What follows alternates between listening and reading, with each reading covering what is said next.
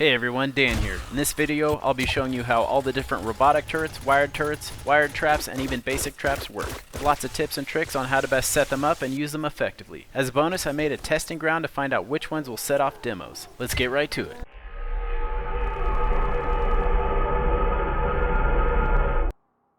Alright, so first off we have robotic turrets. They're a bit different than auto turrets.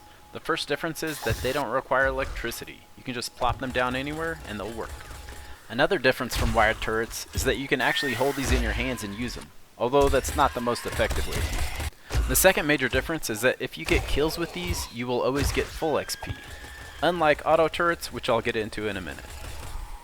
The first of the robotic turrets we're looking at is the Robotic Sledge. Yep, it's basically a robotic sledgehammer and will knock around enemies. These are best employed when you can funnel zombies down a path and knock them down one after another. Another difference is that by default, you can only have one of these operating at a time, and only the closest will work. However, if you max out Robotic Inventor under the Intellect attribute, you can have two at a time. But as you can see, if you funneled them single file, hardly anything gets through, so being able to have more than two of these would be even more overpowered. The best mods to put on these are the weighted head, which adds a chance to stun and slow, the flaming shaft, which adds a chance to set on fire, and the rad remover keeps radiated zombies from regenerating for a bit. Add any other mod you want for 10% more damage. These require 11 points into robotics to craft. You can learn robotics by reading Tech Planet. After the Robotic Sledge, we have the Robotic Turret. While it doesn't require electricity either, it does require ammo. It uses robotic turret ammo, which you can actually craft from your inventory, and it only requires lead. Unlike the wired turrets that shoot, you actually reload this one by holding it in your hand and hitting the reload button like you would a regular firearm. So if you're not carrying these around and want to reload them, you'll have to pick them up, hit reload, and set them back. Now these don't have the ammo capacity of the wired turrets, so I highly recommend going with the drum magazine if you have it. If not, use the extended magazine mod. I'd also go with the full auto mod, as it will increase the rate of fire. Rad remover is always great if you're at the game stage where you're fighting radiated zombies. And I like to throw in the cripple mod for a chance to cripple. Now there are a couple of special ammo types for these, AP ammo and robotic turret shells. Besides the regular turret ammo, there are a couple of special ammo types. These are AP ammo and robotic turret shells. AP is the most effective for armored targets and can go through one extra target, but does cost lead and iron to make. Robotic shells are like shotgun shells and have a shorter range, but do more damage than standard turret ammo, and require lead and buckshot to make. To craft the special ammo, you'll have to find the Tech Junkie magazines to unlock. Let's look at those skills, as almost all of them have to do with robotic turrets except books 5 and 6. Reading them will increase robotic weapons damage, rate of fire, make them degrade slower, and you'll be able to craft AP and turret shells.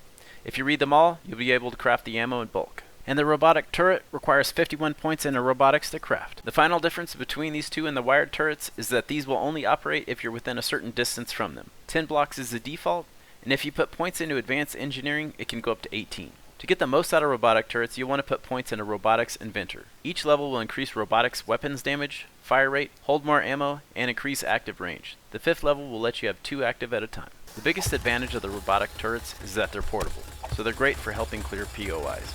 Just keep in mind they will make a lot of noise and generate more heat, so you will get screamers more often, but you will have turrets to help deal with it. Also note that robotic turrets will damage blocks and other turrets, so be careful where you place them. Alright, next up we have the wired shotgun and SMG auto turrets. These are actually considered wired traps according to the game. So by default you won't get any XP from kills by them unless you put points into advanced engineering. The more points you have into it, the more XP you'll get, starting at 15% up to 75% at level 5. These require electricity, so you'll need either a battery bank with some batteries in it, a gas generator with some engines and gas in it, or a solar bank with some solar panels, and most importantly, sunlight. The simplest way to power your turrets is to make sure your power supply is on, select your wire tool, and then just right click on the power supply, and right click on your turret. Now it has power. To disconnect, just left click. I do recommend making individual connections, because if you wire in a series like this, and then you lose one, you're going to lose everything on the circuit. If you want an on-off switch so you're not draining your batteries all the time, it's simple. Just connect from the power source to the switch, and then to the turrets. If you're going to wire a bunch of things together, I recommend adding relays, as you can only connect 10 things to each switch and relay. 1 inbound and 9 connections out. Alright, they have power now, but they don't have ammo. To load them, just hit E, then just drag ammo over to it. After loading, make sure you click lock ammo. If you don't lock it, it won't work. SMG turrets and shotgun turrets will only take basic ammo. They won't accept any of the special rounds. These also have targeting settings: self, friend, strangers, and zombies. You can also look through the camera and see its field of view and can move it to where you like, or even fire it. These wired turrets are meant to be more permanent, so you'll need to put down a land claim block in order to pick them up. Same goes for whatever power supply you're using. Another difference is if a robotic turret takes enough damage, it'll stop working, and you can't even destroy it. You can just pick it up and fix it with a repair kit. If a wired turret takes too much damage, it is destroyed and only the ammo in it remains. While these are not portable, you can have as many as you want as long as you have the power to run them and the ammo for them to shoot. However, these can chew through ammo pretty fast, and while robotic turret ammo is fairly cheap to make, regular ammo is not. I think they're best saved for panic moments when you need to leave your fighting position and make repairs or retrieve items. I like to keep mine on a switch that I can flip if things aren't going. Also keep in mind these damage blocks in other turrets, just like the robotic turrets, so be careful where you place them. The shotgun turret requires 50 points into traps to unlock, and the SMG turret requires 75 points. You can unlock traps by reading Electrical Traps magazine.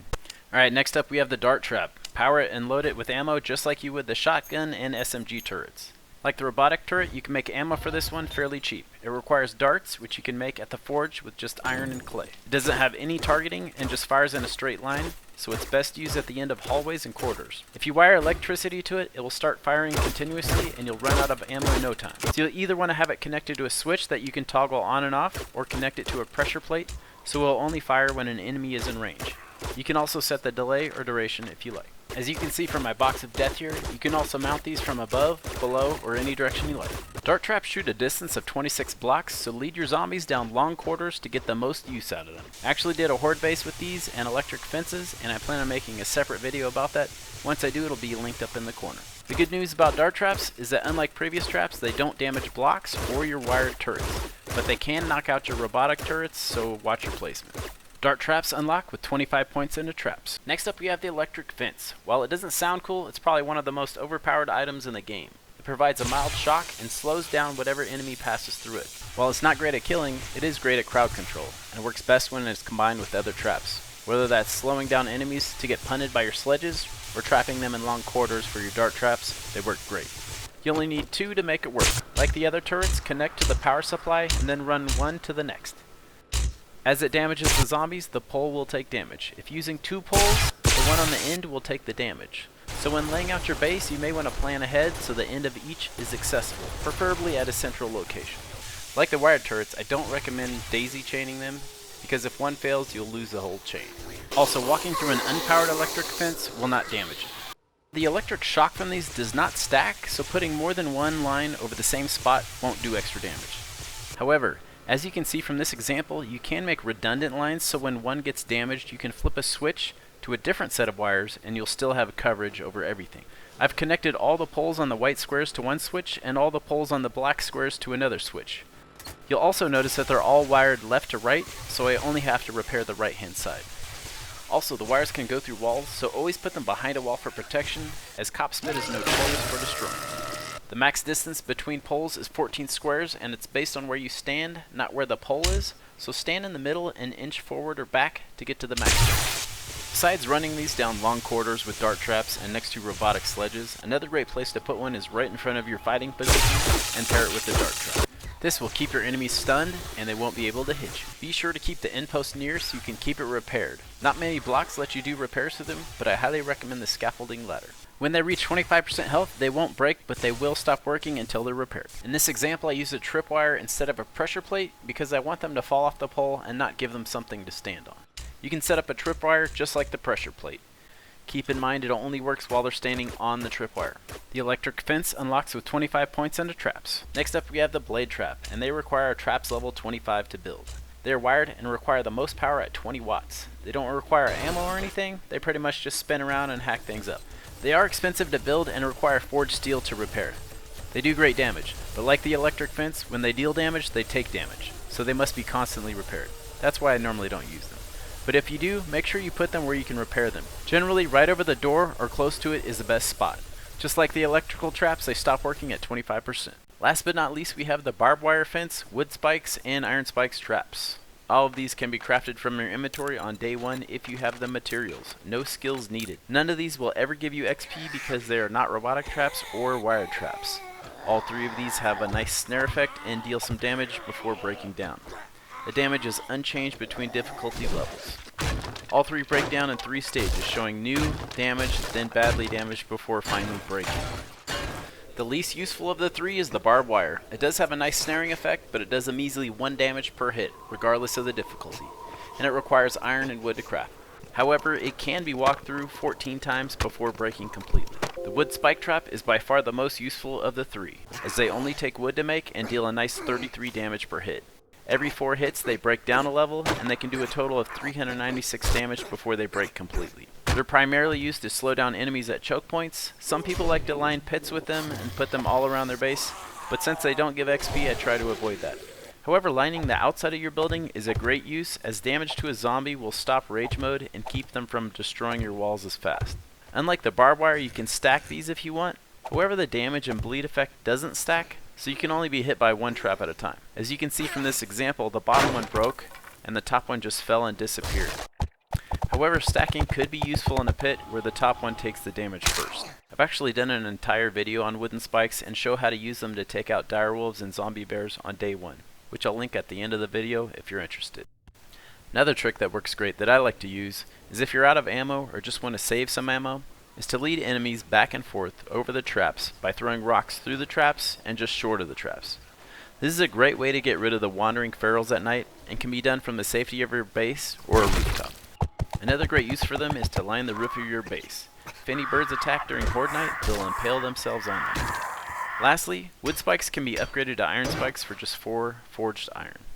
Alright, last up we have the iron spikes. They're a lot like wood spikes, but they're much more durable. They do 33 damage per hit also, and they break every 7 hits, so they can do a total of 693 damage before breaking completely. However, they do require forged iron to build. So of all the traps and turrets, which one will set off demos? I set up a testing area and ran demos through a killing ground filled with each trap. Here's what I found out. First up, the Robotic Sledge. If you place these on the right shoulder of a demo, it will easily set them off. While I've read that you can put these a half a block or a block lower than the enemy and it won't set them off, I tested it out. While it's less likely, all it takes is for one to fall down and they'll get set off. Putting it on their left side is more effective, but not foolproof. I have seen them spin around and still get hit, or fall down and get hit as well. Next up was the Robotic Turret, which proceeded to immediately set off the demo. I moved it to the other side where it was much more effective.